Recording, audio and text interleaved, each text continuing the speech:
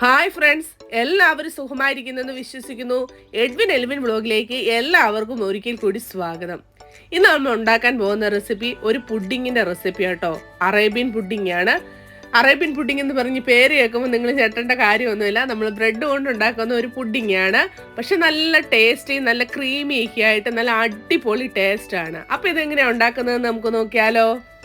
അതിനായിട്ട് ഇതുപോലത്തെ ഒരു നോൺ സ്റ്റിക്കിന്റെ പാത്രം സ്റ്റൗവിൽ വെച്ചിട്ടുണ്ട്. എന്നിട്ട് നമ്മൾ ആദ്യമേ തന്നെ പാലാണ് ചേർത്ത് കൊടുക്കുന്നത്. ഇതൊരു 1 ലിറ്റർ പാലുണ്ട് കേട്ടോ. എന്ന് പറഞ്ഞാൽ നമ്മുടെ മെഷറിംഗ് കപ്പിലും 250 ml മെഷറിംഗ് കപ്പിലും 4 കപ്പ് പാലാണ് ഞാൻ എടുത്തേക്കുന്നത്. കൂടെ തന്നെ പിന്നെ നമ്മൾ ചേർത്ത് കൊടുക്കുന്നത് 1/2 കപ്പ് പഞ്ചസാരയാണ്. ഇനി നമുക്ക് സ്റ്റൗ ഓൺ ആക്കിയിട്ട് ആ പഞ്ചസാരയൊക്കെ ഒന്ന് നന്നായിട്ട് അലുത്ത് വരുന്നിടം വരെ നന്നായിട്ടൊന്ന് മിക്സ് ചെയ്യാവേ. ഈ സമയത്ത് നമുക്ക് സ്റ്റൗവിൻ്റെ ഫ്ലെയിം ഒരു മീഡിയം ഫ്ലെയിമിലൊക്കെ ആക്കി വെക്കാം കേട്ടോ. അപ്പോൾ ഈ പാലൊന്ന് ചൂടായി വരുന്ന സമയത്ത് നമ്മൾ പിന്നെ അതിലേക്ക് ഒരു കാര്യം കൂടെ ചേർത്ത് കൊടുക്കുന്നുണ്ട്. ഞാനൊരു 1/4 കപ്പ് കണ്ടൻസ്ഡ് മിൽക്കും കൂടെ ചേർത്ത് കൊടുക്കുന്നുണ്ട്.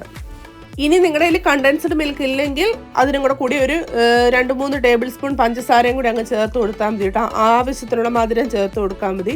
എന്നിട്ട് ഇതൊന്ന് നന്നായിട്ടൊന്ന് മിക്സ് ചെയ്ത് കൊടുക്കുക. പാലൊന്ന് ചൂടായി വരുന്ന സമയത്ത് നമുക്ക് കുറച്ച് കാര്യം കൂടി ഒന്ന് ചെയ്ത് വെക്കാവേ. അതിനായിട്ട് ഇതുപോലത്തെ ഒരു പാത്രം ഞാൻ എടുത്തിട്ടുണ്ട് കേട്ടോ. എന്നിട്ട് അതിലേക്ക് 4 ടേബിൾ സ്പൂൺ കസ്റ്റാർഡ് പൗഡറാണ് ചേർത്ത് കൊടുക്കുന്നത്. പിന്നെ ഞാൻ കുറച്ച് പാലെടുത്തിട്ടുണ്ട്. അത് ആ പൗഡറിലേക്ക് ചേർത്തിട്ട് ഇതുപോലെ നന്നായിട്ടൊന്ന് കട്ടകളൊന്നുമില്ലാതെ നന്നായിട്ടൊന്ന് മിക്സ് ചെയ്ത് എടുക്കുവാണേ. അതിൻ്റെ അവസാനം പറയാം കേട്ടോ ഞാൻ എന്തേരം പാല് എടുത്തിട്ടുള്ളതെന്ന്. അപ്പോൾ ഇതൊന്ന് നന്നായിട്ട് കട്ടകളൊന്നുമില്ലാതെ നമുക്കൊന്ന് മിക്സ് ചെയ്തെടുക്കാം കേട്ടോ. ഇപ്പം കട്ടകളൊന്നുമില്ലാതെ നന്നായിട്ട് ഞാൻ ആ മിക്സ് ചെയ്തെടുത്തിട്ടുണ്ട് കേട്ടോ. ഏകദേശം ഒരു 1/2 കപ്പ് പാലാണ് ഞാൻ ചേർത്ത് കൊടുത്തേക്കുന്നത്. പാലൊക്കെ ഇപ്പം നന്നായിട്ട് ചൂടായിട്ട് വന്നിട്ടുണ്ട് കേട്ടോ. ഈ സമയത്താണ് നമ്മൾ നേരത്തെ തയ്യാറാക്കി വെച്ചിരിക്കുന്ന കസ്റ്റാർഡിൻ്റെ മിക്സ് ചേർക്കുന്നത് കേട്ടോ. കസ്റ്റാർഡിൻ്റെ മിക്സ് ചേർക്കുമ്പോൾ നമ്മൾ ഇതുപോലെ ഒന്ന് ഇളക്കി കൊടുത്ത് വേണം ഒന്ന് ചേർക്കാൻ വേണ്ടി, അല്ലെങ്കിൽ അതിൻ്റെ ചോട്ടിൽ പിടിക്കാതിരിക്കാൻ വേണ്ടിയാണ്. ഇത്രയും നേരം സ്റ്റൗവിൻ്റെ ഫ്ലെയിം മീഡിയം ഫ്ലെയിമിലാണ്. നമ്മൾ കസ്റ്റാർഡിൻ്റെ മിക്സ് ചേർത്ത ഉടനെ ലോ ഫ്ലെയിമിലേക്ക് ആക്കാൻ ശ്രമിക്കുക കേട്ടോ, അല്ലെങ്കിൽ അതിൻ്റെ ചോട്ടിലൊക്കെ പിടിക്കാൻ ചാൻസ് ഉണ്ട്. ഇപ്പം ഇത് ഇച്ചിരി തിക്കായിട്ടാണ് ഇരിക്കുന്നത്. പക്ഷെ നമുക്ക് ഇതൊന്ന് നന്നായിട്ടൊന്ന് കുക്ക് ചെയ്ത് ഒരു കുറച്ചും കൂടി ഒന്ന് തിക്നെസ് ആക്കണം കേട്ടോ. അപ്പോൾ അതുവരെ ഒന്നും കൂടി നമുക്കൊന്ന് കുക്ക് ചെയ്യാതെ ഇനി നമ്മൾ കൈ വിടാതെ തന്നെ ഇളക്കാൻ നോക്കണം. കാരണം ഇതിൻ്റെ അടിയിൽ പിടിക്കാതിരിക്കാൻ വേണ്ടിയാണ് നമ്മൾ അങ്ങനെ പറഞ്ഞേക്കുന്നത്. പിന്നെ സ്റ്റൗവിൻ്റെ ഫ്ലെയിം കൂട്ടാൻ ഒരിക്കലും നോക്കല് കേട്ടോ. പിന്നെ 1 ടീസ്പൂൺ വാനില എസൻസും കൂടെ ചേർത്ത് കൊടുക്കുന്നുണ്ട് കേട്ടോ. ഇത് ഓപ്ഷനിലാണ്, വേണമെങ്കിൽ ചേർത്ത് കൊടുത്താൽ മതി. പിന്നെ ചേർത്ത് കൊടുക്കുമ്പോൾ ഒരു ഇച്ചിരിയും കൂടെ നല്ലൊരു ടേസ്റ്റ് വരും. അതുകൊണ്ടാണ് നമ്മൾ ചേർത്ത് കൊടുത്തേക്കുന്നത് കേട്ടോ.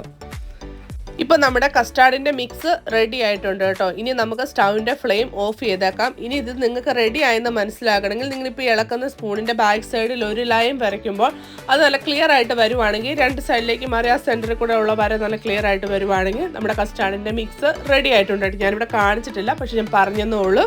അപ്പോൾ നിങ്ങളത് ചെയ്ത് നോക്കുമ്പോൾ അറിയാം. അല്ലെങ്കിൽ ഞാൻ ഇതിന് മുന്നേ ചെയ്തിട്ടുള്ള വീഡിയോസിൽ ഞാനത് കാണിച്ചിട്ടുണ്ട് അതെങ്ങനെയാണ് കറക്റ്റ് ഉള്ളത് കേട്ടോ.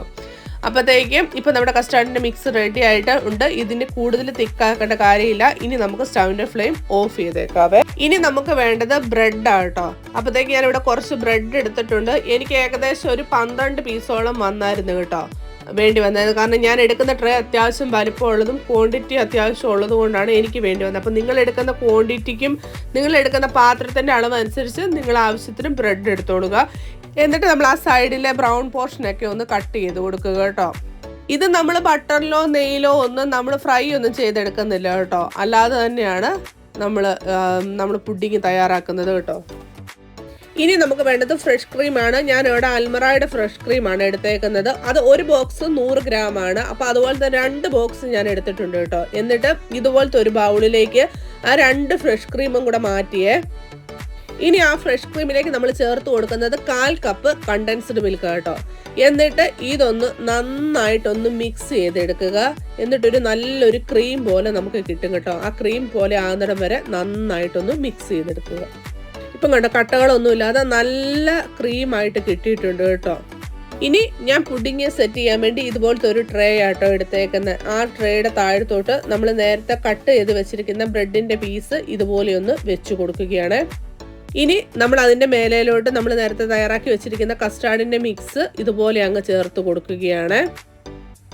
അത് കഴിയുമ്പോൾ അടുത്ത പീസ് ബ്രെഡും ഇതുപോലെ നമ്മൾ അതിൻ്റെ മേലേലോട്ട് വെച്ച് കൊടുക്കുക കേട്ടോ. ഞാനിങ്ങനെ ഒരു 3 ലെയർ ആക്കിയാണ് ഞാൻ ഉണ്ടാക്കിയെടുത്തേക്കുന്നത്. അപ്പം നമ്മൾ ഇതുപോലെ ബ്രെഡ് വെച്ചിട്ട് പിന്നെ നമ്മൾ കസ്റ്റാർഡിൻ്റെ മിക്സ് ഒഴിക്കുന്നു.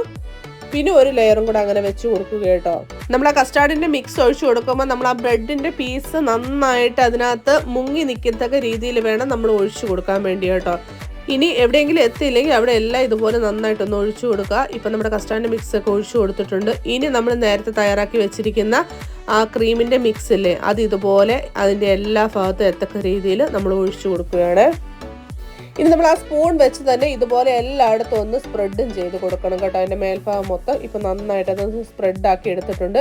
ഇനി നമ്മൾ ഗാർണിഷ് ചെയ്യാൻ വേണ്ടി കുറച്ച് ബദാമും കുറച്ച് പിസ്തായും കൂടെ വെച്ചാണ് നമ്മളൊന്ന് ഇത് ഗാർണിഷ് ചെയ്യുന്നത് കേട്ടോ. നിങ്ങളുടെ കയ്യിൽ ഏത് നട്ട്സ് ആണോ ഉള്ളത് അത് വെച്ച് നിങ്ങളൊന്ന് ഗാർണിഷ് ചെയ്യുക. ഇനി ഇതൊന്ന് സെറ്റ് ആകാൻ വേണ്ടി നമുക്കൊരു 4 മണിക്കൂറെങ്കിലും ഫ്രിഡ്ജിനകത്ത് വെക്കണം കേട്ടോ. അപ്പോഴത്തേക്ക് ഇത് നല്ല സെറ്റായിട്ട് കിട്ടുവേ. അപ്പോൾ ഇത് നമുക്ക് 4 മണിക്കൂർ ഒന്ന് ഫ്രിഡ്ജിനകത്ത് വെച്ചെടുക്കാം കേട്ടോ. ഇപ്പോൾ ഒരു 4 മണിക്കൂർ ഫ്രിഡ്ജ് വെച്ച് നന്നായിട്ട് സെറ്റാക്കി എടുത്തേക്കുന്ന കേട്ടോ. ഇപ്പം നമ്മുടെ പുഡിംഗ് ഒക്കെ റെഡി ആയിട്ടുണ്ടോ. വളരെ പെട്ടെന്ന് തന്നെ വളരെ സിമ്പിളായിട്ട് നമുക്ക് ഉണ്ടാക്കിയെടുക്കാൻ പറ്റും. ഒരു പാർട്ടിയൊക്കെ എന്തെങ്കിലുമൊക്കെ നമ്മൾ വീട്ടിൽ നടത്തുമ്പോൾ നമുക്ക് പെട്ടെന്ന് തന്നെ ഇതൊക്കെ തയ്യാറാക്കി എടുക്കാൻ പറ്റുമല്ലോ. അപ്പോൾ ഇതുവരെയായിട്ട് നിങ്ങൾ ഇതുപോലത്തെ ഒരു പുഡിംഗ് തയ്യാറാക്കിയില്ലെങ്കിൽ നിങ്ങളൊന്ന് ചെയ്ത് നോക്കണം കേട്ടോ. നല്ല അടിപൊളി ടേസ്റ്റാണ്. ടേസ്റ്റിനൊന്നും ഒരു കോംപ്രമൈസും ഇല്ല. നല്ല അടിപൊളി ടേസ്റ്റാണ് കേട്ടോ. വളരെ സിമ്പിളായിട്ട് നല്ല ക്രീമി ആയിട്ട് ഇരിക്കുകയും ചെയ്യും കേട്ടോ. അപ്പോൾ ഇതൊന്ന് നിങ്ങളെ കട്ട് ചെയ്ത് കാണിക്കാം. അപ്പോൾ നിങ്ങൾക്ക് ഇത് മനസ്സിലാകും ഇത് എത്രമാത്രം സോഫ്റ്റും എത്രമാത്രം ക്രീമിയൊക്കെ ആയിട്ട് ഇരിക്കുന്നതെന്ന് കേട്ടോ. വളരെ ചിലവ് കുറഞ്ഞ രീതിയിൽ നമുക്കൊരു അടിപൊളി ഡിസേർട്ട് വീട്ടിലുണ്ടാക്കി എടുക്കാനും പറ്റും കേട്ടോ. കുട്ടികൾക്കൊക്കെ ആണെങ്കിലും ഒത്തിരി അധികം ഇഷ്ടപ്പെടും. നല്ല സോഫ്റ്റാണ്, നല്ല ടേസ്റ്റും കേട്ടോ. വായിലിട്ടാൽ അങ്ങ് അലിഞ്ഞു പോകുകയും ചെയ്യുവേ. അപ്പോൾ എല്ലാവർക്കും വീഡിയോ ഇഷ്ടപ്പെട്ടെങ്കിൽ ഒരു പ്രാവശ്യമെങ്കിലും ഒന്ന് ട്രൈ ചെയ്യണേ. ട്രൈ ചെയ്തതിന് ശേഷം നിങ്ങളുടെ ഫീഡ്ബാക്ക് അറിയിക്കാൻ മറക്കരുത്. ആദ്യമായിട്ടാണ് ചാനൽ കാണുന്നതെങ്കിൽ ഒന്ന് ലൈക്ക് അടിച്ച് കാണണേ. കൂടുതൽ സബ്സ്ക്രൈബ് ചെയ്യാനും ഷെയർ ചെയ്തും ഒന്ന് സപ്പോർട്ടും കൂടെ ചെയ്യണം കേട്ടോ. അപ്പോൾ ഇതുപോലത്തെ അടിപൊളി വീഡിയോസുമായി നമുക്ക് വീണ്ടും കാണാം.